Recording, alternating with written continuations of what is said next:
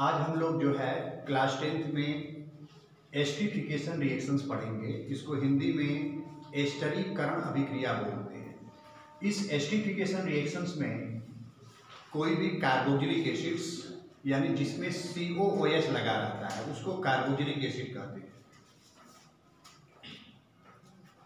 जिसमें COOH लगा रहता है उसको कार्बोक्सिलिक एसिड कहते हैं। किसी एल्कोहल के साथ, माने एल्कोहल में OH लगा रहता है, एल्कोहल के साथ रिएक्शन करते हैं in the presence of concentrate sulphuric acids, माने कॉन्क सल्फ्यूरिक एसिड की प्रेजेंस में, तो एस्टर और वाटर बनता है। इस रिएक्शंस को एस्टरीफिकेशन रिएक्शन कहते हैं। माने जब कभी जो है कार्बोक्सिलिक एसिड का रिएक्शन एल्कोहल के साथ कांक माने सांद्र H2SO4 की प्रेजेंस में कराते हैं तब एस्टर और वाटर बनता है। इस रिएक्शंस को एस्टरीफिकेशन रिएक्शंस कहते हैं।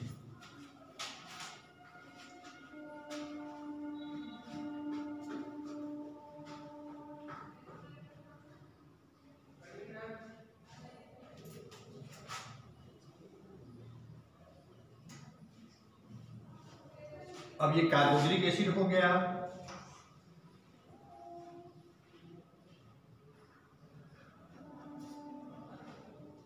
और ये एल्कोहल हो गया। अब यहां से OH मिलकर के H2O बना लिया, बचा क्या? RCOOR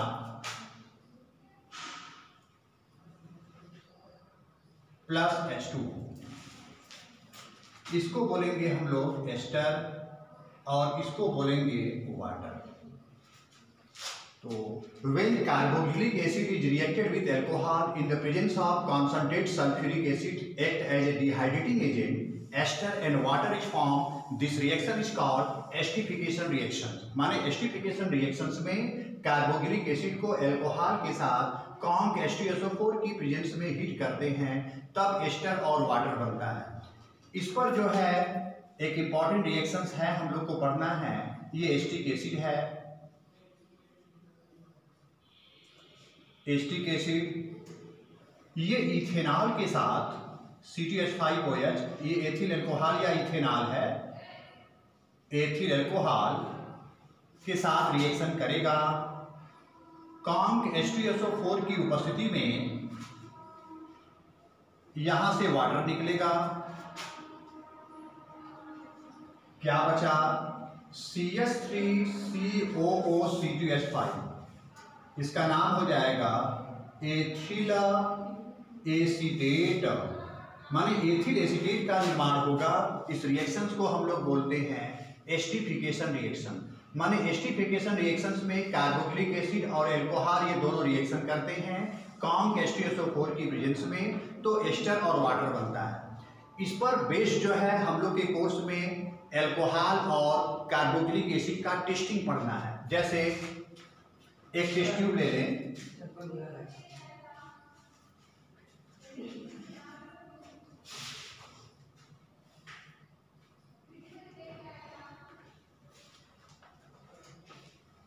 एक टेस्ट ट्यूब ले लें। इस टेस्ट ट्यूब में एल्कोहल ले लें, कोई भी एल्कोहल ले लें, और जब इसमें हम लोग कार्बोक्सिलिक एसिड जो है मिलाते हैं,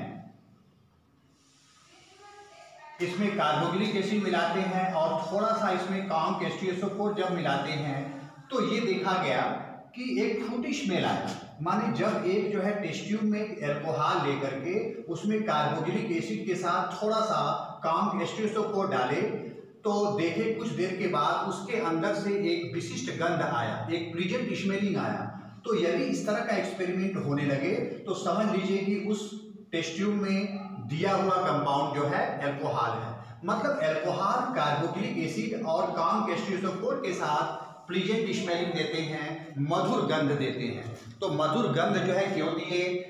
मधुर गंध इसलिए दिए क्योंकि इन सबके मिलने के बाद एक एस्टर बना, और एस्टर की महक जो है एक अच्छी महक होती है, एक जो है प्लीजेंट स्मेलिंग होता है। इसी कारण जो है एक मधुर गंध आया, यानी मधुर गंध एस्टर के बनने के कारण आया। अच्छा, दूसरा एक्सपेरिमेंट हम कर सकते हैं। एक टेस्ट ट्यूब ले लें, इस टेस्ट ट्यूब में कार्बोक्सिलिक एसिड ले लें और इस कार्बोक्सिलिक एसिड के साथ इसमें थोड़ा सा डाल दें एल्कोहल, और एल्कोहल के साथ काम्क H2SO4 की कुछ मात्रा डाल दें। फिर यदि दोनों को सेकिंग वेल कर दें, माने दोनों को मिला दें, तब भी जो है एक जो है मधुर गंध आया, माने प्लीजेंट स्मेलिंग आया। यहाँ पर भी जो है एक एस्टर के बनने के कारण आया, क्योंकि कार्बोक्सिलिक एसिड में जब हम लोग एल्कोहल के साथ शांत सल्फ्यूरिक अम्ल थोड़ा सा डालते हैं तो ये सब आपस में रिएक्शन करते हैं, और रिएक्शन करने के कारण जो है एस्टर बनता है, और एस्टर की महक एक मधुर गंध होती है। यानी इस मधुर गंध अर्थात एस्टर के बनने के कारण जो है हमको जो है इस तरह की स्पेलिंग समझ में आई। तो कार्बोक्सिलिक एसिड भी जो है एल्कोहल और शांत सल्फ्यूरिक अम्ल के साथ जो है एक मधुर गंध देते हैं, और एल्कोहल भी कार्बोक्सिलिक एसिड और शांत सल्फ्यूरिक अम्ल के साथ एक मधुर गंध देते हैं। तो हम लोगों को परीक्षण में जो है एल्कोहल चाहे कार्बोक्सिलिक एसिड का हम लोग को टेस्टिंग पढ़ना है कि एल्कोहल जो है किस तरह के परीक्षण देते हैं। तो एल्कोहल जो है कार्बोक्सिलिक अम्ल और शांत सल्फ्यूरिक अम्ल के साथ मधुर गंध देते हैं, कार्बोक्सिलिक अम्ल भी उसी तरह से एल्कोहल और शांत सल्फ्यूरिक अम्ल के साथ मधुर गंध देते हैं। और इन दोनों का मेन रीजन जो है ये एस्टरीफिकेशन रिएक्शंस है, क्योंकि एस्टरीफिकेशन रिएक्शंस में ही जो है कार्बोक्सिलिक अम्ल और एल्कोहल ये दोनों शांत सल्फ्यूरिक अम्ल की उपस्थिति में रिएक्शन करने के बाद एस्टर और जल बनाते हैं। ये पीरियोडिक टेबल हम लोग आज बना रहे हैं। Long form of the modern periodic table.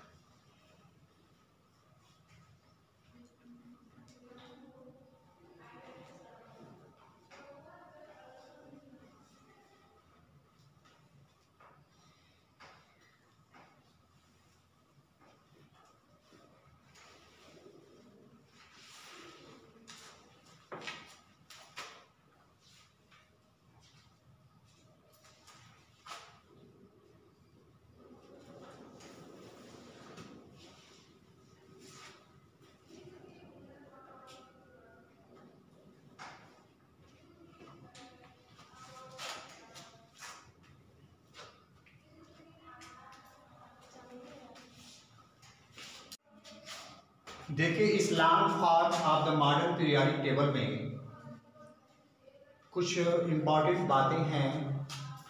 यहाँ जो देख रहे हैं इसको एस ब्लॉक के एलिमेंट बोलते हैं, ये सभी एस ब्लॉक के एलिमेंट हैं।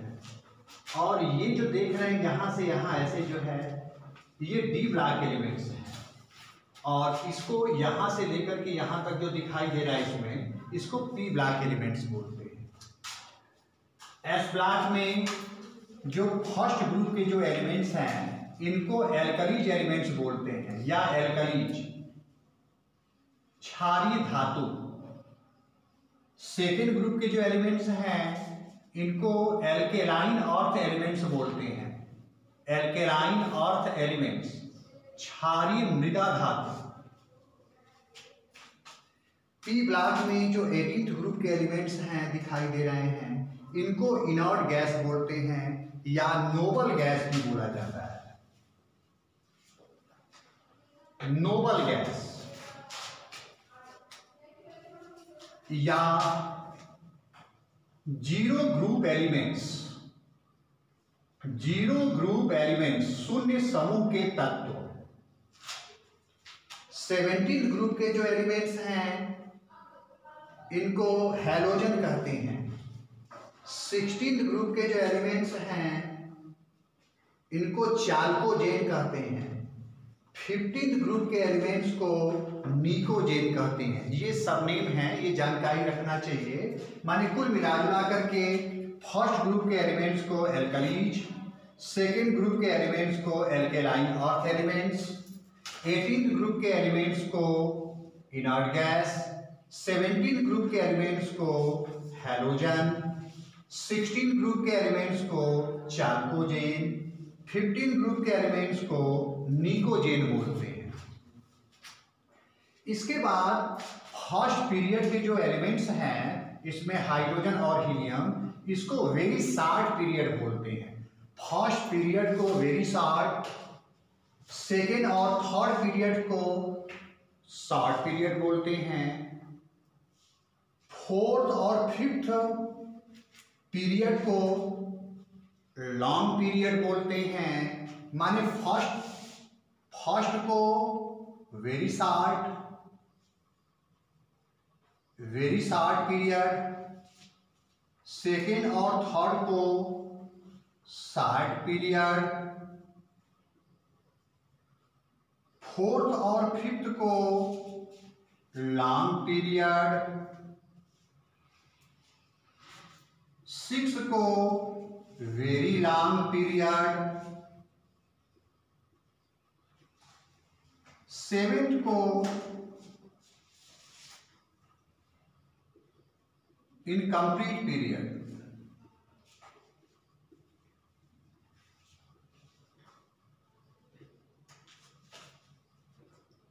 ये अनकम्प्लीट पीरियड है, माने ये जो पीरियड्स है वो पूरा नहीं है। इसमें इधर देख रहे हैं कि बहुत सारे एलिमेंट्स जो है लिखे नहीं गए हैं यानी खाली हैं, इसी से ये अनकम्प्लीट हो गया। माने फर्स्ट पीरियड को हम लोग वेरी शॉर्ट पीरियड, सेकेंड और थर्ड पीरियड को हम लोग शॉर्ट पीरियड, फोर्थ और फिफ्थ पीरियड को लॉन्ग पीरियड और सिक्स्थ पीरियड को वेरी लॉन्ग पीरियड, सेवेंथ को अनकम्प्लीट पीरियड बोलते हैं। फर्स्ट पीरियड में नंबर ऑफ एलिमेंट्स होते हैं 2, नंबर ऑफ एलिमेंट्स हो जाएंगे 2, this is number of elements. First period में नंबर ऑफ एलिमेंट्स हो जाएगा 2, सेकेंड और थर्ड पीरियड में नंबर ऑफ एलिमेंट्स हो जाएंगे 1 2 3 4 5 6 7 8 हो जाएंगे। फोर्थ और फिफ्थ पीरियड में 18th हैं और सिक्स पीरियड में 18 तो यहाँ हैं। यहाँ 58 से 71 के जो एलिमेंट्स होते हैं वो लैंथेनाइड्स होते हैं, माने 14 एलिमेंट वो भी जोड़ देते हैं। तो 18 में 14 जोड़ेंगे तो 32 हो जाएगा। तो वेरी शॉर्ट पीरियड में 32 एलिमेंट्स होंगे और अनकम्प्लीट पीरियड में तो इसमें हम लोग कैलकुलेट नहीं कर सकते। तो इस तरह से हर एक पीरियड्स का एक कुछ नाम है सेलेक्टेड और ग्रुप्स की नाम भी हम लोग इस तरह से किए।